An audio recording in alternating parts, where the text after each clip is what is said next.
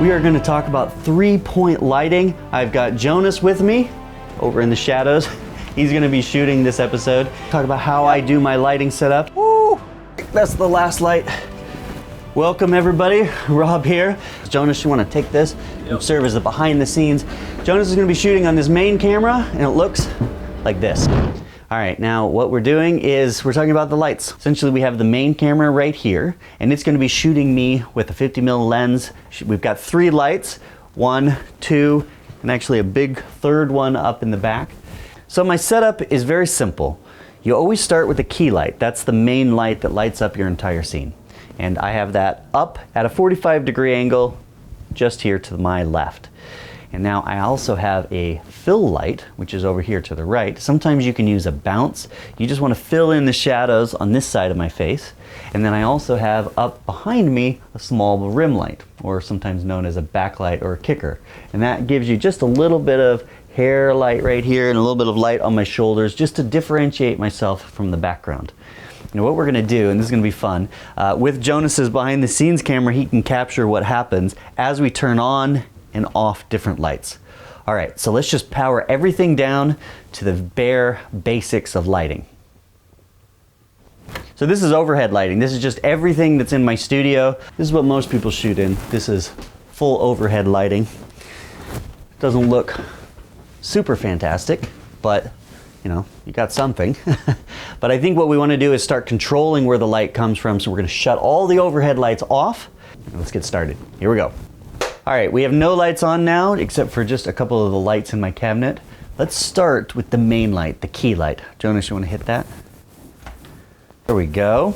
So with just one light, that's our key light, it creates a particular mood. It's very contrasty. As you can see, there's shadows around this side of my nose, all across this side of my face. So I think the next thing is to add some rim light, just to differentiate myself from the background.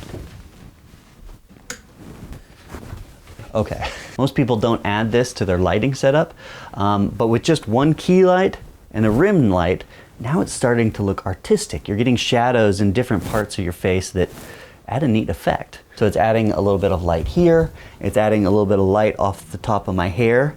So I have brown hair, and oftentimes if I had no rim light, I would blend right into the background. But this now says there's the top of my head, there are my shoulders. All right, now let's talk about the fill light. The fill light is going to come in over on this side, and it's going to balance out the light coming from the key light. All right, let's turn on the fill light there, Jonas. Ready? Let's go. Is now it's starting to even everything out. It's going to start taking the shadows away. Maybe you don't want the shadows away. Maybe you want it to have kind of this dark feel to it. In that case, you start dimming down the fill light. Obviously, there's so many ways that you can go with this, especially if you start getting into cinematography and lighting for film sets. In fact, I took a whole course on this. I just feel like this is the basics. This is what you really need to know. And the rest of it just starts to get really fancy. If you're on a budget, you might think, how am I going to get a setup like this? Well, first of all, the whole thing's pretty cheap, maybe $300 will get you the entire light setup. But you'll always want to have the key light. That's important. You always probably want to have a rim light to some degree. I think that adds the next step of professionality. But if you don't want to have a fill light, you can still get that bounce to fill in your shadows with either a white poster board, a white board, or some sort of reflector which can bounce the light from the key and fill in your shadows. And remember, you can get creative with all this. And when we're in the field shooting docs, we do this all the time. Your key can be a window. You can use a reflector on this side. And as far as a rim light, you could take a flashlight or a light from your iPhone or something, try to tape it up above somebody. So I hope you learned something. If you did, give it a thumbs up. That really helps us out. Or, leave us a comment if there's anything else you would add.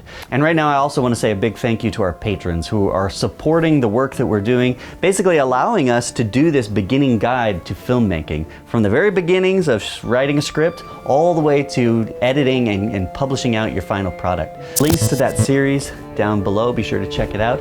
Thanks for watching, everyone. We'll see you next Tuesday. Done! Hooah!